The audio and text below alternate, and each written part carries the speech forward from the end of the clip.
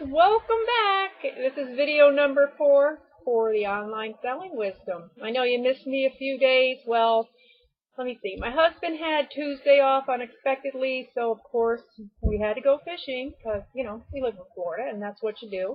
And let me see. Wednesday is the day that you get a discount if you're a senior. Someone in this family is a senior. Not me, not yet. So Thrifting Wednesday is what we did, and today's Thursday. So I'm happy to be back. Today we are going to list your first item. Woohoo! Yeah! So I'm assuming that since you guys that are new have not asked me any questions, that you know exactly what you're doing when it comes to listing. So I am not going to spend a lot of time on it. However, I am going to put some links down at the bottom of this video so you can go to eBay. You can look up links for selling, the fees, the restrictions you're going to have on your account when you first start selling. You will only be able to sell so many items, so much money. You won't get your money right away. PayPal sometimes will put a hold on it. So be patient, patient. And you're going to have to be patient throughout this whole thing when you're selling on eBay. I mean, that's what it's all about, waiting for sales, waiting for responses. You just have to be patient. You're not going to get rich overnight. Well, maybe you will. It depends on what your items are. But you will have to be patient. So let's get going. The first thing they're going to ask you to do is get into your account. You've set up a password. You're all set to go on that. You're going to write clean, crisp titles. Can't express that enough. Talk like a human being when you're writing your titles. For instance, and I'm going to talk about this shirt a little bit later because this was a good find. All right, so I sell a lot of clothing. I really like men's shirts. One, because I get tired of looking at men dressing like, T-shirts all the time and not looking good. I like a good-looking man. So, I got this shirt at a local thrift store that we all know and love, and it's a Robert Graham. It's at the top of the list. They're hard to find, so I'm going to do real well on this shirt. I paid $4.99 for it. I've seen it online selling anywhere between $50 and $100. So wish me luck. Yeah, wish me luck.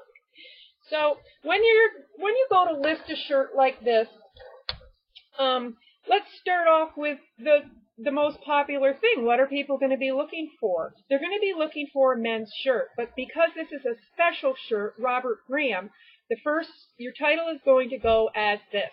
And pay attention. I'm going to put the name of the shirt because it's popular. Robert Graham shirt. Then I'm going to put the size because that's usually what people look for. They want to know the size. So the size on this is 2XL. So I can either put the number 2XL, just the letters, or I can write out 2 extra large. I like to use 2XL because it leaves me a lot more letters. There is only so much space in that title bar for you to write. So we have Robert Graham shirt. You could put shirt. Robert Graham shirt. It's going to be in the men's category. So I don't always put men's because it's already in that category. Robert Graham 2XL shirt or Robert Graham shirt 2XL. That order doesn't matter. You're going to put your most important words that people are going to be searching for up front in your title. Then you're going to put, I am going to put long sleeve, button front.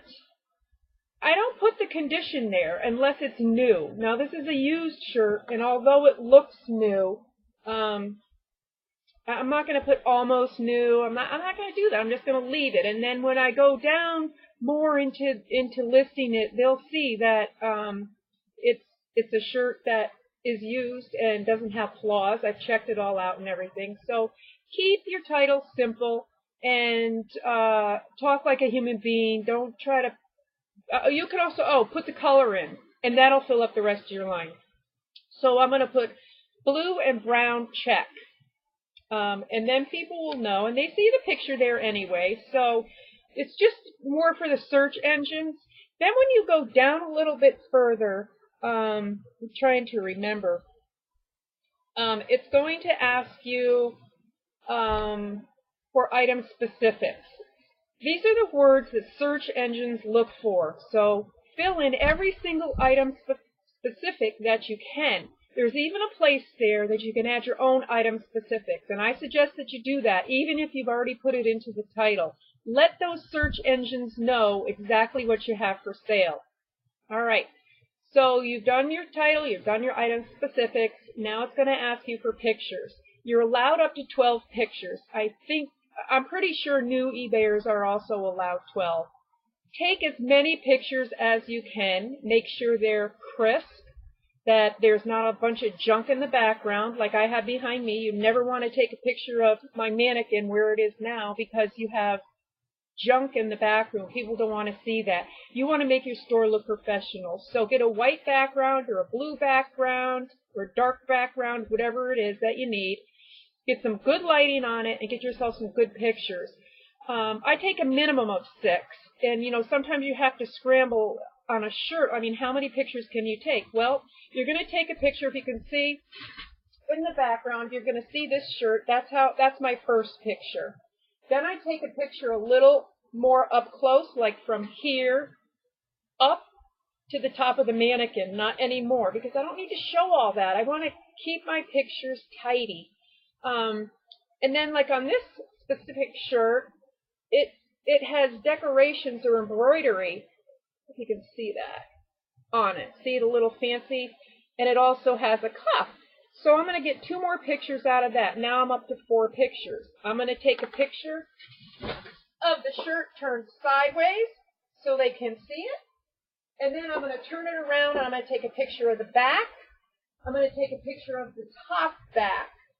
And then I'm going to take a picture of the tag on the inside. I'll take a close-up of the name so people can see that this is embroidered in here and it's authentic. Then I'm going to take a picture of the size. And to me, that's proof that I'm sending you a shirt with all these details. Your pictures are not only for selling, but they're proof that this is the actual item that people will be getting. So, as many pictures as you can without getting, if you can't get 12, no big deal, but at least 6 pictures. Then you're going to go down to your item description, and you're going to keep your item description very, very simple.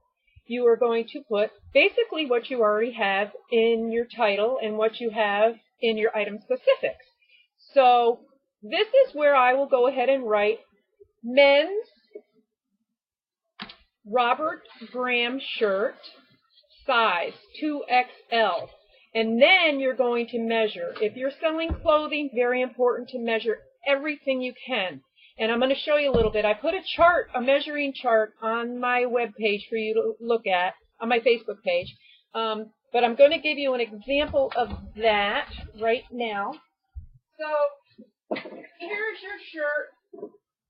And I take it off of the mannequin for measuring, and I put it on my table in front of me.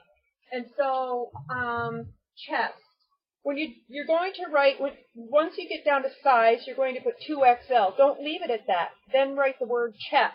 Measure armpit to armpit and put that measurement. Then length. You're going to measure from under the collar, where it would land on the gentleman's shoulders, all the way to the bottom. That's your length. Then you're going to put on the next line the measurement for the sleeve. So you measure for a sleeve measurement, I've been taught that you measure from the center of the neck to the bottom of the cuff. You can see that. To the bottom of the cuff. Backwards. And so here we have a 35-inch sleeve measurement. And you can put sleeves and then 35 inches. You're going to then put the color and a description. This happens to be a pink and white shirt, and it's checked. Is it geometric? Is it floral? That's another description.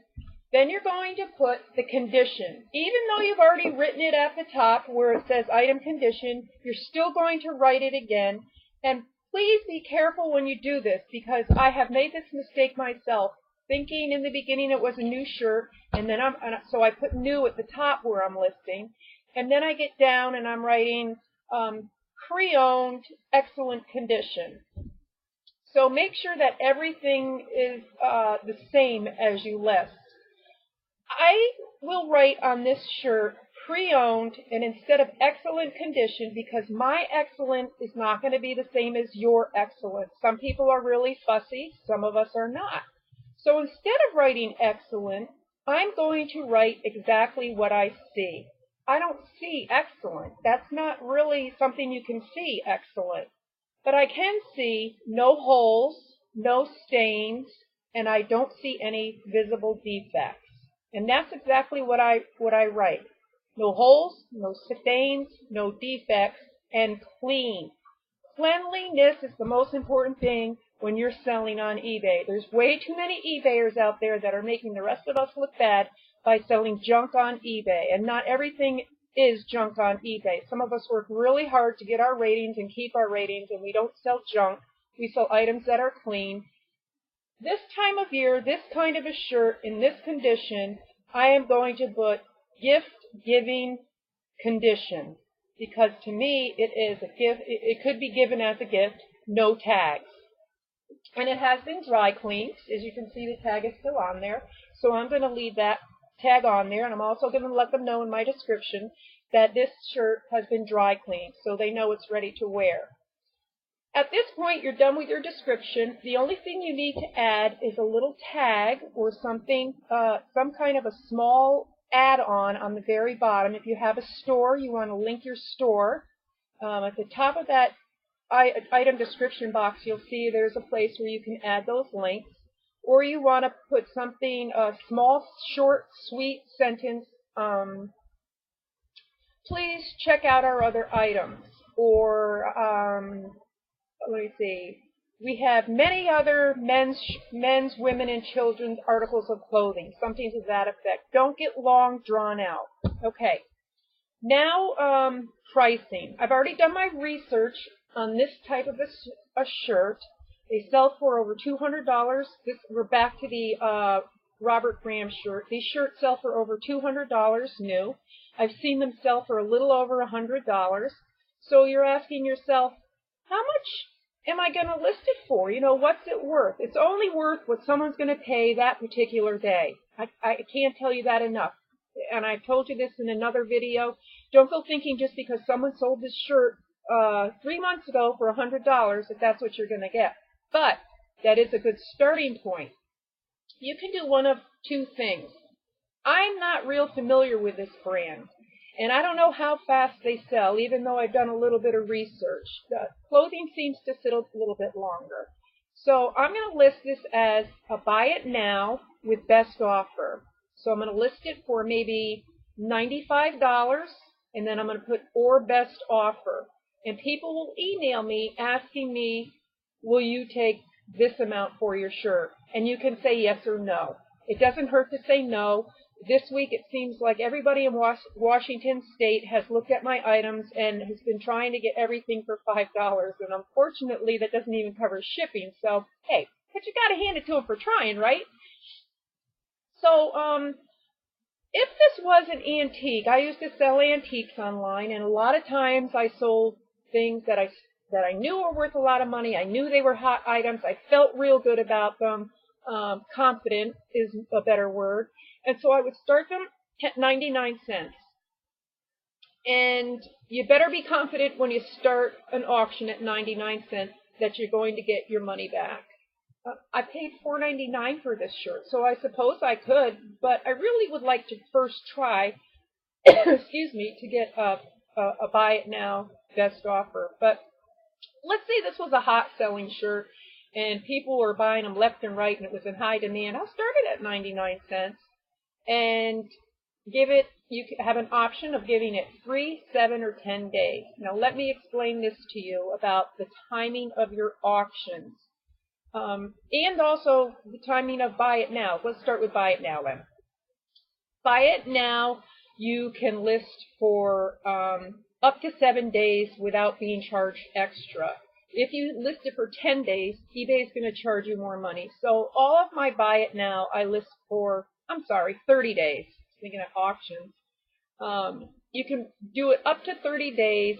Buy it now up to 30 days, or they give you the option of selling it until canceled. I never use until canceled because I feel if I put an item until canceled, that it's just going to sit there and get to the bottom of the eBay pile. And then it's not going to move and it's not going to sell. I don't know. That's just my personal opinion. Some of you may think differently. So I list most of my clothing for 30 days, and I keep an eye on it. After I'm a little bit impatient. That's why I keep stressing patient for you guys. I'm a little bit impatient. I like my stuff to move. I don't like stuff hanging around. So after 2 or 3 weeks, if I don't see watchers and I don't see anybody really asking any questions about it, there's a few things you can do. And I'm going to go over that in a little bit, but I want to continue down the road here and talking about how long you should list your item for. Okay, so my feeling is you list your buy it nows for 30 days. You don't list it to sit there and get to the bottom of the pile by listing it good until sold. Auctions. I like my auctions to end because over the years I have learned people, especially in the winter time, are sitting around Sunday nights watching football games and on their computers. So I like my auctions to end on Sunday nights. Friday nights are the worst. I don't know. People get out of work, they go out partying, they go out to dinner, they're with friends, they're not online. For some reason, I have found that they're just not online. So I never want my auctions to end early in the morning. Do not want your auctions to end in the middle of the work week. You do not want your auctions to end on a Friday night. Sunday is your best day for your auctions to end. So figure out how many days that you have to list your item in order to make it end on a Sunday, even during the day, but like after 10 or 11 o'clock Pacific time. And go from there. You know, it could be a 3-day auction if you started it on Thursday, Friday, Saturday, Sunday. It would end, but watch what time you're listing it, because if you start it at 8 o'clock in the morning on a Thursday, it's going to end Sunday morning on a Thursday, and not many people are up that early because it's really only 5 a.m. on the California coast. So be careful of your timing. It's very, very important, and it's something it took me a long time to learn. So write that down and stick to it, and you'll be successful. All right, so we got our pricing. Now, how did I get the price on this shirt? I did my research, and you're going to have to do research too. You go to the sold listings on eBay, see what it sold for, how long ago, how many bids. You go to the items that are listed. I want to tell you, do not undermine fellow eBayers. If this shirt sold last week or yesterday for $99, that's what I'm going to start it at. Don't say, oh, well, you got it at $99. I only need to make $30. I'm going to sell it for $30. Because what you do is you drag down the price of this shirt for everybody, including yourself, if you ever come across another one. People will start to think they can get them for $30. So don't undermine your fellow eBayer. Try to keep the playing field level. You will sell your shirt eventually. It's just a matter of time. So now you need to put in a shipping weight, and I always use calculated shipping. If all your items are going to fit into a flat rate envelope, legal flat rate envelope, go ahead and use that envelope and put flat rate shipping. But I find that it's best to use calculated shipping on all of my items. That's what I highly recommend for you. And then you're going to weigh it. Now, I don't weigh my items because I've gotten good at knowing how much things are going to weigh. I don't weigh my items already in the packages. Like, some people will do that, and you may have to do that in the beginning. But what I do, I have my scale, remember? My little scale here I showed you in one of the other videos. And I take my shirt. Now, I already know, because I've been selling for a long time, that this shirt, watch this, is going to be under 13 ounces. 11 ounces. I am going to put in that weight section 13 ounces, even though the shirt only weighs 11. Anytime an item weighs under 13 ounces, which is first class mail, I put 13 ounces. I won't, if it's 6 ounces, I'm going to put 13 ounces, and I'll tell you why. It doesn't hurt to make a little extra money on your shipping. After all, you have to cover your paper that you used in your copying machine. You have ink that goes into that machine. All those little things that you use, if you have to buy bubble wrap, if you have to buy the poly mailers that I told you to get, all of that costs money, and you can't always jam it into the cost of the item. I mean, there's your fees have to come out of the cost of the item for PayPal and eBay. The cost of your gas to get to the store to buy the item, the cost of the item itself, that's what you're packing in to the cost when you put the price for the item. But shipping, don't be afraid to charge more. So, my rule of thumb, anything under 13 ounces, I'm always going to put that it weighs 13 ounces. That way I feel like I never lose. I never lose doing that. Now, say the item is a little bit bigger. When I used to sell antiques, and I would weigh the item, the item weighed 2 pounds. It was a clock and it weighed 2 pounds. I may put that the item weighs 2.5 pounds, or the item weighs, depending on, the size of it, how bulky it is, and how I think I'm going to have to package it. I may add up to 1 pound or 2 on that. Don't get carried away. Don't try to rip off your customers, but do try to cover your butt when it comes to your shipping supplies. So if an item weighed 2 pounds and I know I have to put it in a good size box, I have to add bubble wrap.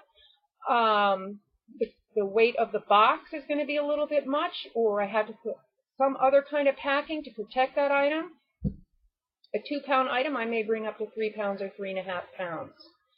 You'll never lose doing this using calculated shipping and my method of just adding a little bit more to your weight. Okay? So don't forget that. That's important to jot down. And I hope that, I know I go a little bit fast. If you're new, this may be a lot, but you can always go back and watch these videos over and over and over and over. And I hope that helps. All right. So, quickly,